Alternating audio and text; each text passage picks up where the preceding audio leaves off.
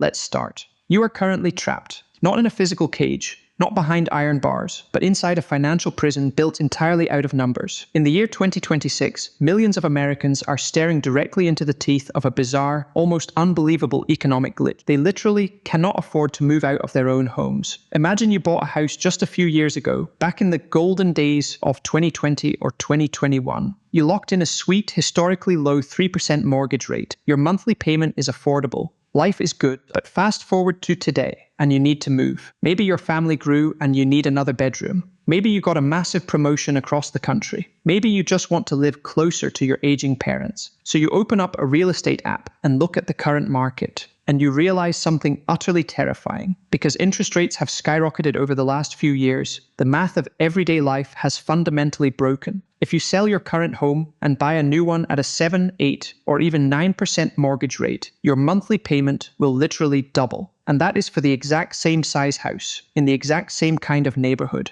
To give you an idea of the math, a $400,000 loan at 3% costs about $1,700 a month. That same loan at 8% costs nearly $3,000 a month. That is an extra $1,300 evaporating from your bank account every single 30 days just to borrow the exact same amount of money. So, what do? You do the only logical thing. You don't sell. Your neighbors don't sell. Your coworkers don't sell. Nobody sells. The entire American housing market completely freezes solid. But it doesn't stop there, because nobody is moving. The people who want to buy their first home can't find anything for sale. So the prices of the few homes that do hit the market stay artificially sky high. Meanwhile, you go to the grocery store. The price of eggs, milk, bread, and gas is still creeping up. But your paycheck? It hasn't moved an inch. Your salary is frozen, your house is frozen, but the cost of keeping yourself alive just keeps getting more and more expensive. You are stuck. The economy is stuck. Everything is grinding to an agonizing halt, but the cost of surviving continues to climb. Economists have a name for this specific, terrifying disease. They call it stagflation. Stagnant economic growth combined with high, unstoppable inflation. Normally, an economy only does one of two things. When it is growing and people are getting rich, prices go up because everyone has money to spend. That is standard inflation. When the economy crashes and people lose their jobs,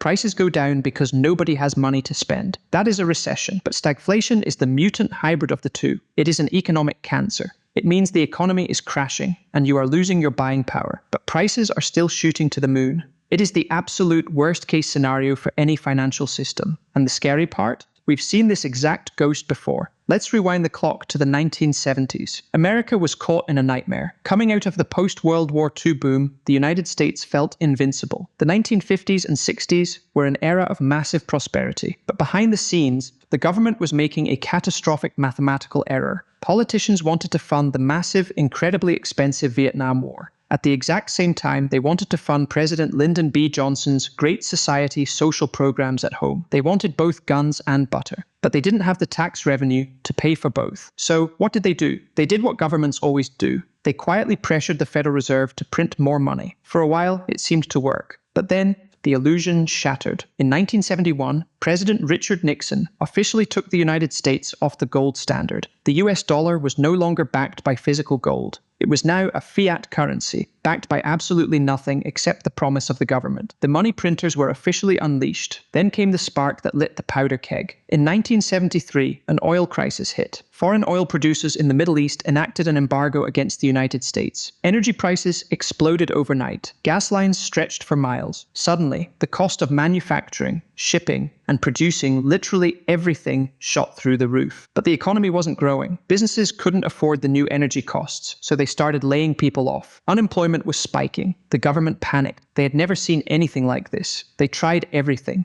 The Federal Reserve, under Chairman Arthur Burns, tried pumping even more money into the system to stimulate jobs, but that just made the inflation worse. President Nixon literally tried freezing prices by law. He enacted mandatory wage and price controls, making it illegal for businesses to raise their prices. But instead of fixing the problem, this just created massive shortages. Farmers stopped sending cattle to market because they couldn't make a profit, leading to empty meat shelves in grocery stores. President Gerald Ford tried a PR campaign. He printed millions of buttons that said WIN, which stood for Whip Inflation Now. He asked Americans to voluntarily stop spending money and grow their own vegetables. Unsurprisingly, a plastic button did not fix a macroeconomic crisis. The inflation virus kept mutating. It was highly contagious, and it was spreading. By 1980, inflation climbed to a staggering 14%. To put that in perspective, at 14% inflation, the value of your savings cuts in half every 5 years. People completely lost faith in the US dollar. The psychology of the entire nation broke. People realized that paper money was actively melting in their pockets, so they started spending it the exact second they got it. They hoarded physical gold. They bought real estate. They bought cans of food. They bought anything they could physically touch. The American financial system was on the verge of a total, irrecoverable psychological collapse. If the dollar died, the empire would die with it.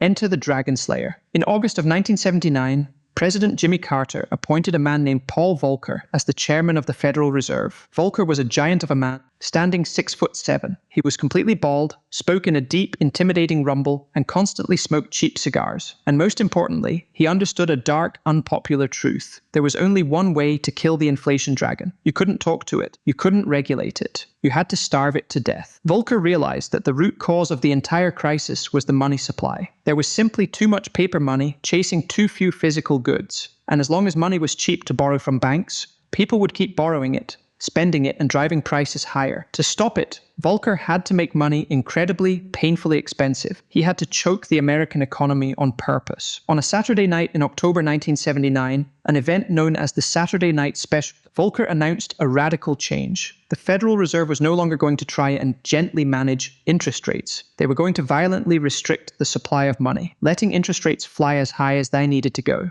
And fly they did. Volcker did the unthinkable. He pushed the federal funds rate, the base interest rate for the entire economy, to an astronomical 20%. Just pause and think about that number. 20%. Today, people are paralyzed by 7% mortgage rates. Under Paul Volcker, the prime lending rate hit 21.5%. Mortgage rates peaked over 18%. Imagine trying to buy a car or a house or get a loan to expand your small business, and the bank demands a 20% interest rate. It was financial chemotherapy. The results were immediate, and they were utterly brutal. The cost of borrowing money became so astronomically high that businesses instantly stopped expanding. Companies went bankrupt by the thousands. The housing market completely evaporated overnight because absolutely no one could afford an 18% mortgage. The auto industry crashed. Millions of people lost their jobs. The country was plunged into the most severe economic recession since the Great Depression of the 1930s. Unemployment skyrocketed to 10.8%. The American people were furious. Homebuilders mailed actual 2x4 wooden planks to the Federal Reserve headquarters,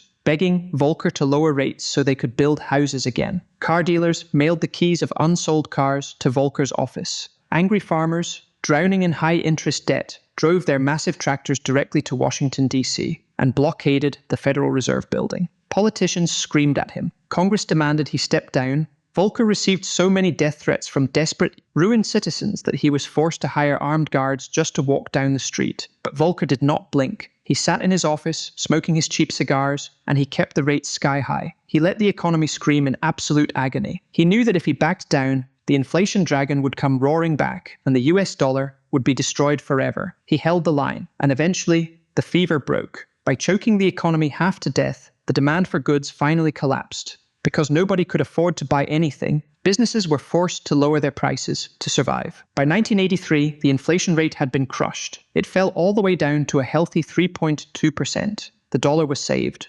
Confidence in the American financial system was restored. The stage was set for decades of massive economic growth throughout the 1980s and 90s. Paul Volcker had saved the world's reserve currency, but the medicine had tasted exactly like poison, which brings us right back to the glitch of 2026. Today, the Federal Reserve is fighting the exact same ghost. Following the global pandemic of 2020, the government panicked. They printed trillions of dollars out of thin air. They slashed interest rates to literally 0%. They flooded the system with cheap money. And just like the 1970s, the inflation dragon woke up. To fight it, the modern Federal Reserve had to look back at history. They had to channel the ghost of Paul Volcker. They started raising interest rates at the fastest pace in modern history, hiking them up aggressively to shock the system. They didn't have to go to 20% this time. But because the world is so much more leveraged in debt today than it was in the 1970s, a jump from 0% to 5% was enough to act like a sledgehammer to the economy. And that is exactly why you are trapped in your house.